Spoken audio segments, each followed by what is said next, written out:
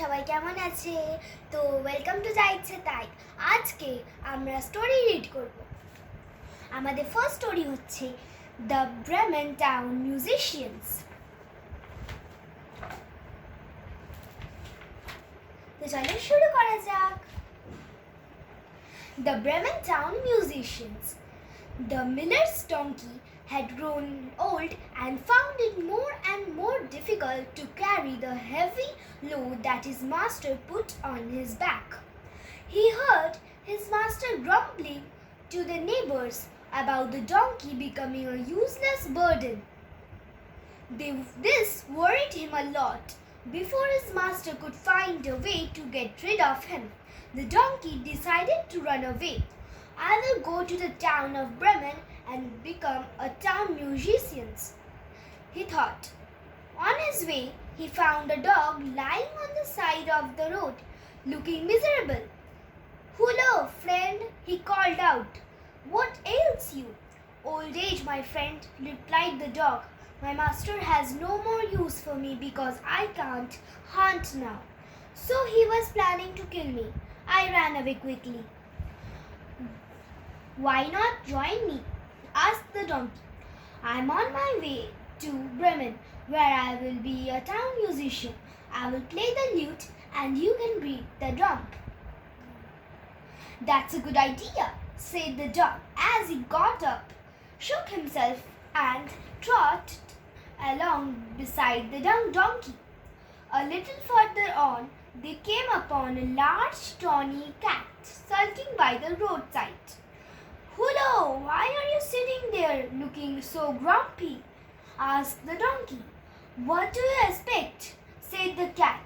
"My mistress was going to drown me because I have grown old and become too slow to catch mice. Am I supposed to be happy about it?" "You could come along with us," suggested the donkey. "We are going to Bremen to become town musicians." "That's better than sitting around," replied the cat as she marched up to join them. A cock sat on a fence of a farming yard, crowing. "What a time to crow," said the fence. They stopped and asked him why he was crowing in the middle of the day. "I thought you crowed in the morning," said the dog smartly. "I do," said the cock sadly. "But after all these years of waking up the farm early morning and foretelling the weather, the farmer's wife is going to chop me up for dinner. So I was crowing my heart out for the last time." "We are going to be town musicians at Bremen. You can come with us," suggested the donkey. "You have a good voice, so you could sing." The cock was thrilled and joined them immediately, though he kept a wary eye on the cat. It was a long way to walk, and by the time they reached the forest on the outskirts of Bremen, they were tired. They decided to rest. The donkey and the dog settled down under a tree, and the cat climbed up into a branch and stretched out. The cock decided to sit on a branch a little higher up, away from the cat. The branch was high and gave him a good view of the forest. He saw a light flickering through the trees and craning his neck. He saw there was a hut. "Hey fellows," he called out, "there seems to be a house close by. Shall we take a look?" "Let's do that," said the donkey. The dog agreed, saying, "Houses are nice. Let's go." The cat said in a superior kind of voice, "This branch is not very comfortable. Let's see if the house is better." So they went off towards the house. Light flooded out of a window. The donkey, being the tallest, and peeped in. There was food inside and a warm fire in the hearth. He told his friends there are some men sitting at the table with bags full of gold and jewels. "I think they're robbers." "In that case," said the dog, "let's chase them out." They whispered together and made a plan. The donkey would stand near the window with the dog on his back. The cat would sit on the dog with the cock on its head. As soon as they had arranged themselves at a signal, they all set off together. The donkey brayed, the dog barked, the cat meowed and shrieked, and the cock crowed at the top of his voice. Then they all together leaped into the room through the window. The din had terrified and robbers at the sight of strange creatures jumping and frightened them out of their wits.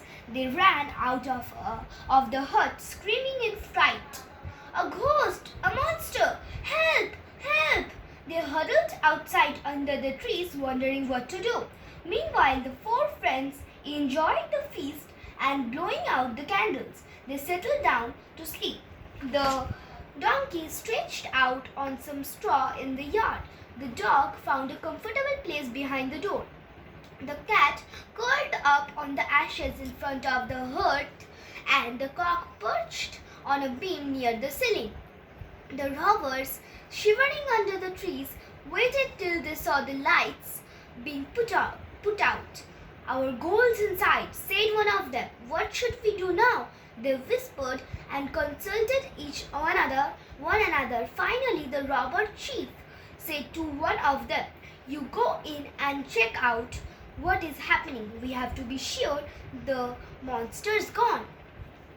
Reluctantly, one of the robbers went to the hut. It was something dark when he peered in through the open door. Something was glowing in the darkness. "I can see the embers in the fire. I had better light it before they go out," he thought as he went towards the glow. They were not embers. They were the eyes of the cat gleaming in the dark. As he reached there, he stepped on its tail. With a shriek, the cat shot up, scratching his face and arms. He rushed towards the door where the dog had woken up, barking and snarling. He bit the robber in the leg.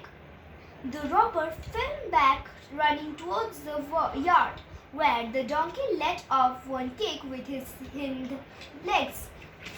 The commotion had woken up the cock, who began to crow again at the top of his voice. The terrified robber ran for his life, right out of the hut. "The monster is still there," he howled. "I think it's a witch. She scratched me with her claws, stabbed me with a knife, and when I tried to get out through the yard, she hit me with a cudgel, and she has several voices." There was nothing they could do, so they ran from the hut in the forest, leaving behind all their stolen gold. The musicians had found a new home. The end. Thank you, and please, when you go, like, share and subscribe. Bye bye.